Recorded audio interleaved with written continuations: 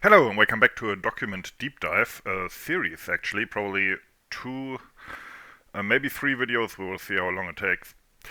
And we will be looking at a tank battle in 1942 that was near Kursk. So obviously not part of the Operation Citadel attack, but it was near Kursk in early 1942 at the end of actually in the middle of the first Eastern Front winter. And I don't think there's anything about it on the web, so yeah. First, we will look at this document, which shows what 3rd Panzer Division looked like in April 1941, so directly before Operation Barbarossa, which is basically when the German army was, some would argue, at its peak, was all downhill from here. So this is the Panzer Division from that time. You got your HQ, and this is the actual Panzer Regiment, which has three battalions. And each battalion has medium and two light companies. Now, as far as I'm aware, I'm not an expert actually on tanks, but as far as I'm aware, the medium companies were mostly equipped by Panzer IVs, sometimes also with a few Panzer Is thrown in, although I'm not sure this was the case still for a division like this, which was pretty top of the line. And the light ones were mostly Panzer IIIs with some Panzer IIs thrown in. Although obviously also the Panzer II at this point was kind of on its way out in terms of usefulness. But in the beginning of Barbarossa, they were still around in these light companies. So yeah, infantry is down here. Now each of these is an infantry battalion, so there's four of them. Each battalion has three companies with 18 light machine guns. I'm not entirely sure if they already had what you see later with the armored infantry. So they all kind of look equipped fairly the same. So I'm guessing they are all truck-borne. That said, it's hard to tell with this one because the document is damaged here. Another thing to note is that at this point, these were not called Panzer Grenadiers yet. They were called Schützen or Riflemen, which is an early war thing.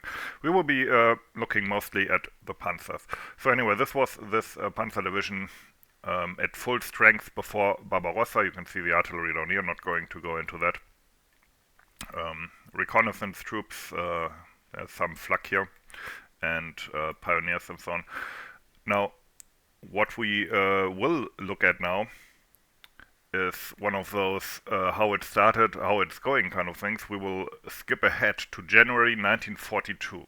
So after the drive on Moscow had failed, after Barbarossa had kind of petered out, they were still in the central sector. And as you are probably aware, the Russians, or the Soviets I should say, had launched a counterattack, a big counteroffensive, and the Germans were in absolute disarray, and also, of course, had suffered massive attrition in the month of offensives across the Soviet Union. So let's skip ahead in time.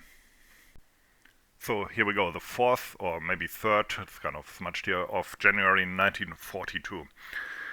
And one thing to note is that it's split in two. You got A and you got B, because the division was completely split up. This is kind of normal for this time in the war. The Germans were completely disorganized. You can see a lot of intermingled and split up divisions, including, of course, this Panzer Division here, as they try to adapt to a quickly changing position, or situation, I should say. And if you look here, these are the rest of the tanks. So instead of these three battalions, basically what you have here is one company, the company Müller-Hauf. Generally, these companies all aren't, or almost all aren't really numbered anymore. Instead, they are named after their commander because sometimes there's different units in each company. So yeah, the company Müller-Hauf, they had one Panzer IV and nine Panzer IIIs left. And this means it is not yet sure if all the tanks are actually returning. So they didn't really have an overview of who was where and how many. There's also this company Markovsky, but this was apparently in the process of being deployed, or in the process of being actually created, which would have had 5 Panzer IIIs and 1 Panzer II. Now, keep this one in mind, this 10 tank company, which at this point represented the complete tank strength of this tank division, because we will be following them and their exploits in the next, in this series. Right now, real quick, this is the infantry here, and as you can see, it's also completely depleted, down to a couple of companies. This one, for example, has 8 light machine guns left and 1 light mortar here. So that already indicates that this is like less than a normal full-strength company, and this is 1 battalion basically, and these will not actually feature in the coming battles. Instead, what the Germans did is they brought up infantry divisions from like coastal defense and occupation duty in France and they split those up and attached the regiments to the Panzer divisions. Um, yeah, although at this point I guess we could argue that it was more like the Panzer division got attached to those regiments, right? Um, yeah, I don't even know what kind of unit this was or is. Completely fucked up, completely disorganized. This group Pape was apparently divided from or separated from the main division somewhere else. They seem to have had some motorized guns here, and something called a foot battalion Haas with 3 light machine guns, so some kind of foot infantry battalion with a battalion with 3 light machine guns, so this is a worthless unit. But that's all not interesting. We are looking at these guys here and their battle. The tank battle we are looking at was at Wypolzowo, or Wypolzowa, which is what the Germans call it, although there's different names here. And we will be looking at 2 different documents, or 2 different AARs, I should say. The first one is from the aforementioned infantry regiments that got attached to the division to replace the destroyed Schützen units. So this is the 1st Battalion Infantry Regiment 245, which was originally from the 88th Infantry Division. There's also a 2nd infantry unit that turns up later. We will talk about it then. This is their AAR about this battle. The 2nd AAR we will be looking at was filed by the leader of the Panzerkampfabteilung, Schmidt-Ott, which is a name that comes up a lot in the 3rd Panzer Division documents, who wrote about the same battle. So we will switch between the 2. I will always say something like, okay, back to the infantry, back to the tanks, and we will look at it like this. Generally speaking, this time I will not look at the documents while I'm reading them, or while I'm reading the translation, I should say. Instead, we will spend a lot of time on Google Earth to make sense of this battle. And here we go. This is the operational area. The Russians had crossed the river Seine here, Reka Seine in Russian, and were advancing west as part of their offensive. The Germans wanted to cut them off. That's the general situation, but we will obviously concentrate more on our tactical scale here. So, we will start with the AAR, Panzerkampfabteilung Schmidt-Ott, Commander's Report, 16th January 1942. Course of the fighting for Wypolzowo, down here, from the 9th to the 15th January 1942. This is why this will be a series. There will be several days covered here with several battles. Okay, in accordance with orders from the 3rd Panzer Division, Company Müller-Haus, which at this point apparently consisted of 11 Panzer 3B, set out from Kamensky on 9th January at 9:45 hours in a southwesterly direction and reached at about 10:15 hours the forest designated as the assembly area. One note here, apparently the Panzer IV was somewhere else and they did get additional Panzer IIIs. I think Panzer 3B means like Panzer 3A is the one with the old 3.7 centimeter gun. Panzer 3B is the one with the short 5 centimeter gun. Now, one thing that kind of throws me for a loop here is that there is no Kamensky here. I believe Kamensky at this point might have been part of Benino over here, because later when they talk about this direction, they mostly talk about Benino. So I think this is the direction they came from. They advanced on the east side of the river Seine and then reached some kind of forested area, possibly this area here. From there, and I'll continue reading now, the company, aided by misty weather, broke unexpectedly into Wypolzowo. went down here, broke into here from the eastern side of the river. A Russian infantry company located there withdrew across the same river. This would have been probably in this northern area here, where there's the bridge here and two more bridges across these two streams that are hard to see because of the vegetation, but there's two more bridges here, probably retreated across here. Under the covering fire of two platoons, the platoon of Oberfeldwebel Helmich, together with Oberleutnant Müller-Hauf, crossed the first two same bridges, despite considerable terrain difficulties, only to discover that the third bridge had been partially demolished and was therefore impassable. While scouting for a possible crossing over the ice, the tank of Oberfeldwebel Helmich came under fire at about 700 meters from a 7.62 centimeter anti-aircraft gun. The platoon leader and gunner were wounded, no crossing site could be found. The company then occupied the village of Wypolzowo and secured it to the north, south, west and east. Around 14:30 hours, the 1st Battalion of Regiment 245, note that's the infantry, arrived from the direction of Shumakowo. Now, Shumakowo is this larger community up here.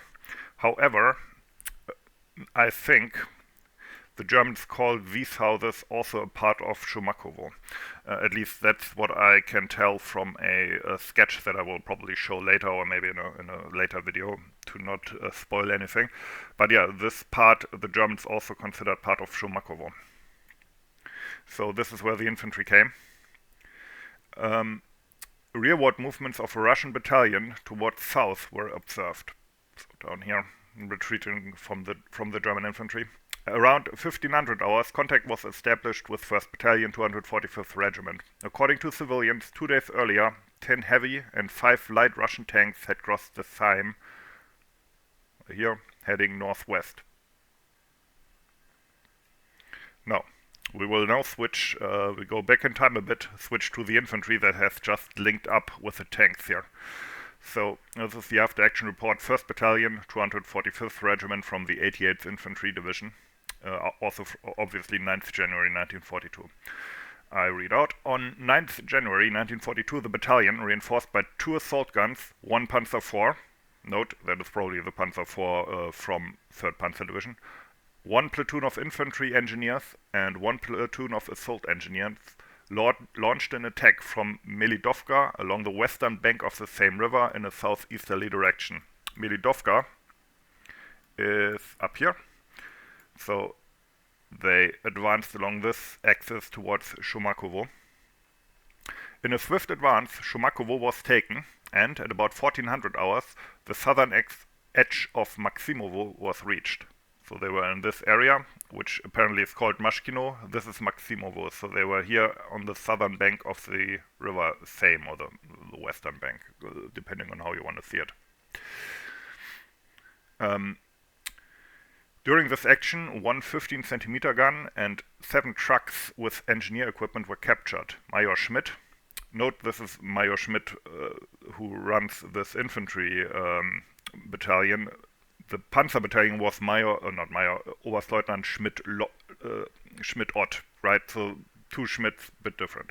Major Schmidt intended to quarter in Shumakowo for the night and had already issued orders for securing the village. However, a radio order from the 3rd Panzer Division arrived, directing that Wypolzowo be taken in order to establish contact with the Panzer Company that had advanced along the eastern bank of the Seine. Reconnaissance patrols from that Panzer Company, which had already advanced as far as Wypolzowo via Kamensky, established contact around 1700 hours. So there's a bit of a discrepancy here with the times. The battalion then advanced to Wypolzowo, occupied it and set up for the night. The enemy had withdrawn almost in flight before the battalion. No counterattack was attempted that evening. Instead, around 1900 hours, the battalion dispatched an infantry engineer reconnaissance detachment back to Shumakowo, probably this area here, with the mission of destroying the captured gun, its ammunition, and 6 of the trucks, since it had to be assumed that the enemy might re-enter Shumakovo from the west. This mission was carried out against only light enemy resistance. This action proved to be of considerable significance, as Shumakovo was later in fact reoccupied by the enemy. Had the enemy still found the gun in usable condition, the battalion would have been completely exposed to its fire from a range of about 1,200 meters. This indicates to me that the position they were talking about, which is 1,200 meters from Wypolzowo, is what is today called Alexeyevka, and they saw as part of Shumakovo. So probably the engineer trucks that were blown up and the 115 or probably 15,2 centimeter gun were in this area here, got blown up. Then they retreated back into Wypolzowo, set up there. Back to the report of the infantry. Otherwise, the evening remained relatively quiet. Only around 2200 hours did the enemy attempt, with a reconnaissance detachment of company strength, to force its way by surprise into the central part of Wypolzowo. This attempt was repelled cleanly and without our own losses. Security of the village was organized that same evening as follows. And I prepared something here. So, this is how I read this document. Southern part of Wypolzowo, facing enemy-occupied Gritasovo, 3rd Company. So, 3rd Company down here, facing south. Gritasovo is down here. So that's where the enemy was, in that direction. North of this, 4th Company, facing east and west. And this already shows you that this is kind of a precarious position, because there were Russians potentially in the east, but also on the west of this village. Battalion staff, 1 Panzer Company of the 3rd Panzer Division in the northern sector. I put that here near the bridge. 1st Company, 1st Company and 2nd Company in the eastern part of Wypolzowo, front facing south and east. So obviously at this point they considered this route where the panzers came from secure, and probably they looked from these buildings to the east and south towards the river from this complete area here. This would change later to a degree. The report goes on. The battalion secured the village in an all-round defensive hedgehog formation. Reconnaissance was carried out continuously in all directions. Around 1900 hours, tank noises were heard from the southwest. As a result, the 8.8 centimeter flak was brought into position at the southern exit of the village, where a minefield was also being prepared. Heavy weapons available to the battalion, apart from its own MG company, from which each rifle company had been allocated 1 heavy MG and 1 heavy mortar group, were otherwise lacking. However, the battalion had at its disposal 1 Panzer IV, 9 Panzer IIIs, 1 assault gun, 1 8.8 centimeter flak, which was in the southern part here. It seems like 2 tanks are missing from this, compared to the tank report. Okay, back to the infantry. Artillery support in front of Wypolzowo was not possible. The battalion, which had won a great success in these days, was confident in every respect and justifiably placed trust in its considerable combat strength. Morale was raised all the more by the fact that, on the previous day, the battalion had succeeded in shooting down an enemy aircraft with rifle fire from the combat train escorts. A radio order from the 3rd Panzer Division, transmitted to the battalion around 1700 hours, had originally directed a breakout towards Maksimovo. Remember Maksimovo over here. This is Maksimovo. However, since this was issued without knowledge of the battalion's link-up with the Panzer Company in Wypolzowo, the order was rescinded at around 2000 hours after the report of Wypolzowo's capture was received. This was interestingly not mentioned by the tank report. Battalion losses, only a few dead and wounded. Okay, back to the tank report for the evening of this day. After the bridges were repaired by the engineer platoon, 1st Battalion quartered in Wypolzowo. The tanks were deployed to secure the village. 1 tank, sent back with wounded, came under fire en route to Kamensky, so this direction, from a 7.62 centimeter gun, probably from a tank concealed in the woods 1 kilometer east of Wypolzowo. Probably this wood here. Now, if you're keeping track, then they know that there's Russians on this side. the infantry actually went back to blow up the trucks and the gun for that reason in this area. They heard tanks in the south and they got tank fire from over here. So this is a quite exposed position. Back to the report of the tanks. During the night, there were repeated firefights between Russians and the outposts that had been set up. On 10th January at 0500 hours, Lieutenant Bodik arrived in Wypolzowo with a command vehicle and a Panzer III that had caught up later, which, by the way, note here, would bring the tank strength to the 11 that was initially claimed, together with Company Brast, which had been assigned by the regiment for the security of Wypolzowo. On the march there, the company, supported by the tanks, had engaged and largely destroyed a large Russian column of about 2 companies with vehicles, which must have been somewhere in this area here. Now, this Company Brast that's mentioned here is described a bit closer in the infantry document. We switch to the infantry. On 10th January at around 0300 hours, the 6th Company of the 442nd Regiment, 168th Infantry Division, reinforced by 2 tanks, those are mentioned also in the tank company report, reinforced by 2 tanks, a heavy machine gun platoon and a captured Russian anti-tank gun, arrived from Kamensky in Wypolzowo and was deployed northeast of 1st Company to secure the northeastern flank. So, I put that on the map here roughly. This is probably roughly the sector they took. Maybe the 1st Company switched a bit. Yeah, so these are the reinforcements here. Around 0700 hours, an enemy attack of company strength, supported by heavy machine guns and mortars, was repelled. At about 7:30 hours, the Panzer Company departed with all its tanks in accordance with divisional orders to push back towards Melidovka to rejoin headquarters Zimmermann.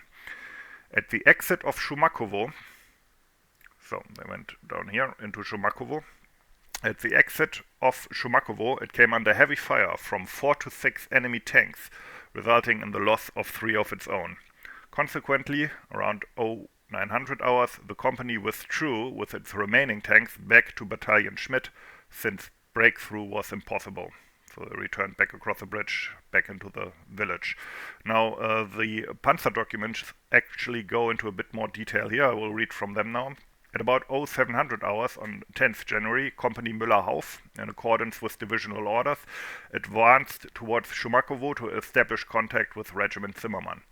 Upon reaching the first houses of Shumakovo, which must have been here, the tanks came under fire from the south by heavy flak guns. In the center of the village, 4 retreating T-34s were spotted. After occupying favorable firing positions, they opened fire on the company, which was moving under cover behind the houses. So this must have been this area here. The attempt to outflank the T-34s to the west failed after 2 vehicles were hit by the T-34's guns.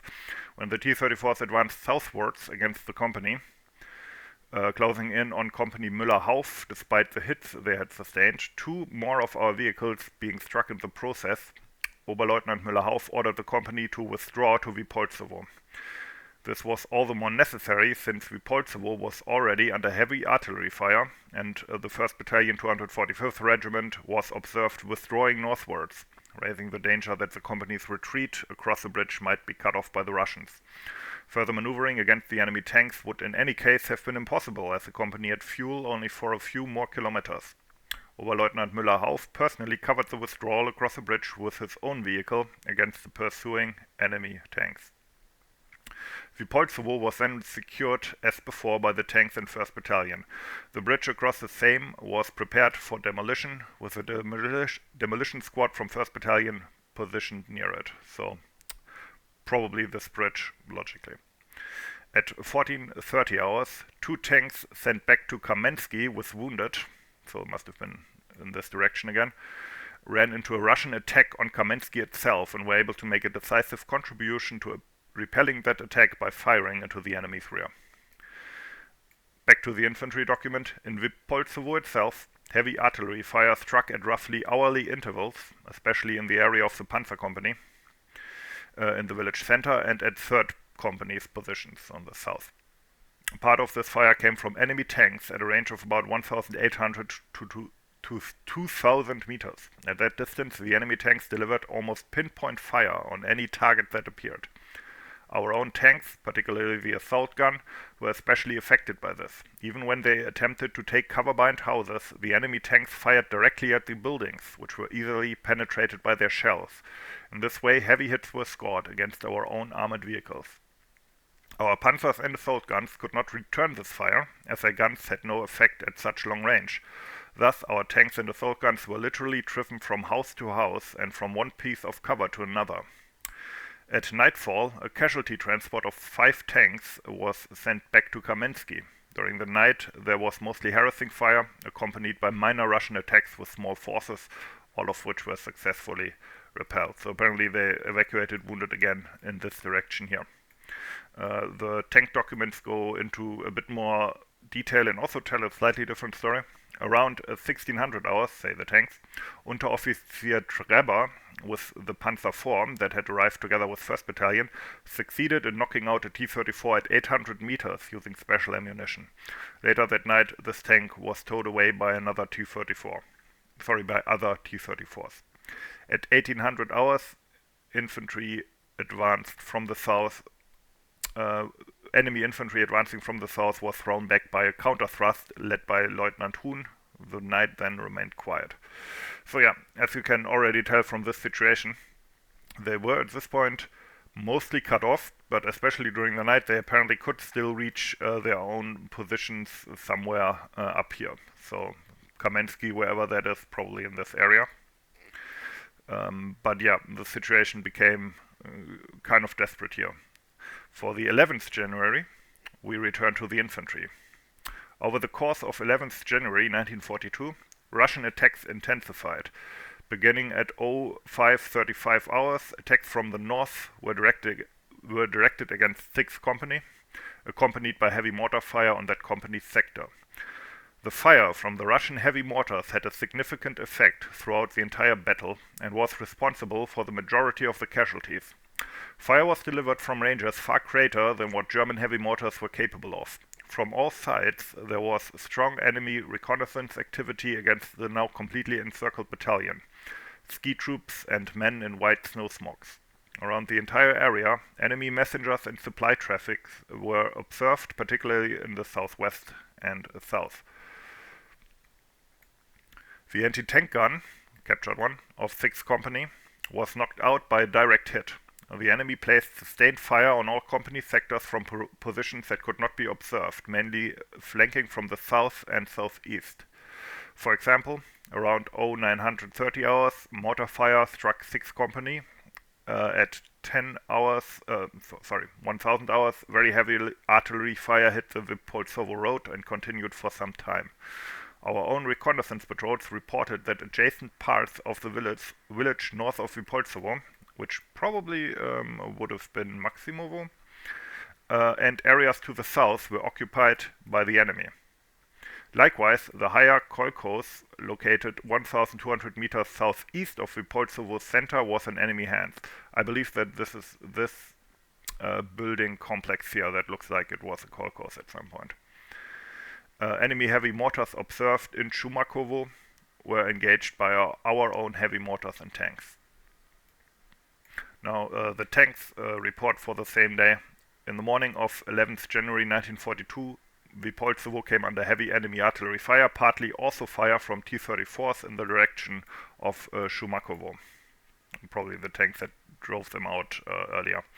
Despite enemy fire, one ammunition truck and one fuel truck managed to reach Wypolzowo from Kamensky, towed in by 2 tanks, probably the 2 tanks that brought out wounded. This led to intensified artillery fire on Wypolzowo.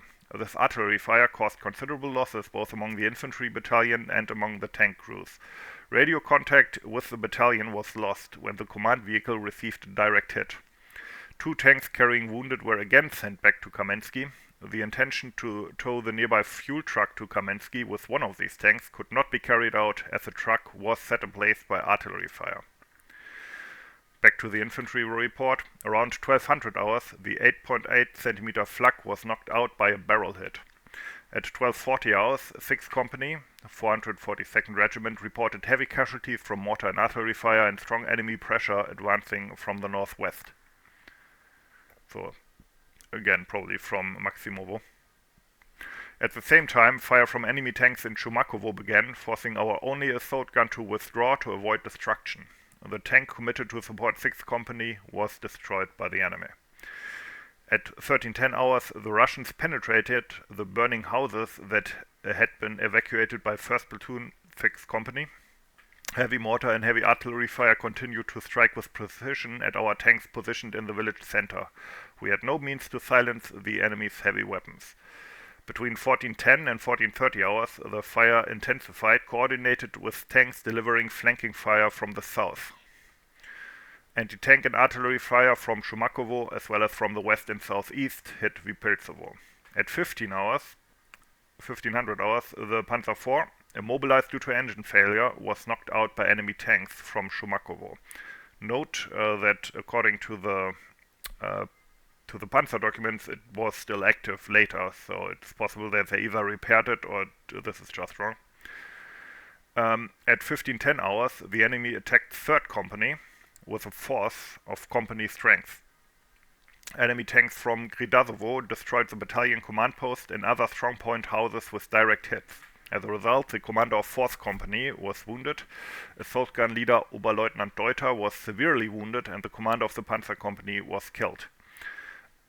This also, according to the Panzer Company documents, happened later. At 1525 hours, heavy attacks from the north again struck 6th Company and 1st Company. The attack was repelled, and by nightfall the northern part of Wypolzowo had been cleared of the enemy again, though with heavy losses. At 1900 hours, an enemy tank thrust against the Sam Bridge and an incursion into Wypolzowo by 3 enemy tanks was repulsed. Again, it seems like they got mixed up. Somebody got mixed up with their days, because the Panzers talk about this a bit later. All of these events were continually reported to the 3rd Panzer Division by the signals unit assigned to the battalion, and the enemy's tank thrusts every possible means available to the infantrymen, especially the attached infantry engineers, was employed to destroy the enemy tanks. Several times, concentrated explosive charges of up to 6 stick grenades were detonated beneath enemy tanks, but the effect was nil. The tanks simply continued on as if nothing had happened. So, we sum up. They are surrounded in this village on basically all sides at this point. Sometimes they get through to the north with wounded transports and such, but not always. The Russians have started to drive their tanks directly into the village. We will hear more about that next video. And the situation is becoming increasingly desperate. This is where we will leave off, and we will follow the battle in the next video to its conclusion. Anyway, hope you enjoyed it, find it interesting. Thanks for watching, and have a nice day.